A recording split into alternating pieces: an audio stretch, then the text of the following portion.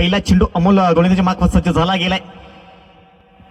खराब चेंडू खराब चेंडूला थारा नाही या मैदानावर. चेंडू सरळ निघून गेलाय सीमारेषा पार 4 धावे करिता. सुरुवात मात्र चांगली झाली गेल्या सालिया मनकुली या संघाकरिता.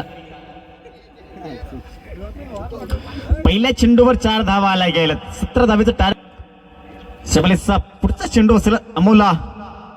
शबलेस चांगला चेंडू दर्जेदार चेंडू हाताला गेलाय. पुन्हा त्याच लाईनवर हाताळण्याचा प्रयत्न केला गेला आणि चेंडू निर्धावाले गेलेत. कमबॅक केले गेले अमोलच्या माध्यमातून 17 धावेचं टार्गेट दिले गेले. यावेळेस पुन्हा एकदा काय फटका सजवलाय. गोलंदाजाला दाखवला आसमान. चेंडू सरळ स्क्वेअर लेग रिजन मध्ये निघून गेलाय. बाउंड्री लाईनच्या बाहेर फेकून दिला 6 धावे करिता.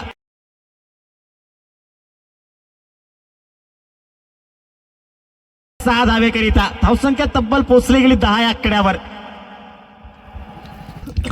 4 बॉलचा खेळ झालाय. 5वा चेंडू असलेल्या षटकातील. त्यावेळेस पुलरलेनचा चेंडू चांगला फटका पुन्हा एकदा सजवला गेला. चेंडू थांबणार नाही. 1 टप्प्यात सीमारेषा पार 4 धावे करिता. इथं अजून सुद्धा 3 धावेची गरज असेल. सुरेख फलंदाजी गणेश होताना बघायला भेटतोय. त्यानंतर सामना असेल गुहीर वर्सेस भडांगेपाडा. त्यावेळेस नक्कीच पंचाचा इशारा आला गेलाय की अवंतर धाव. चेंडू मात्र डावी इष्टी सोडून जाणारा चेंडू. आता मात्र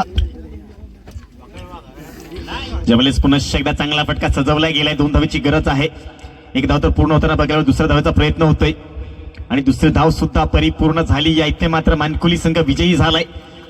चला सतिवली संघ लगेच पोचा मैदानाच्या आतमध्ये. त्यानंतर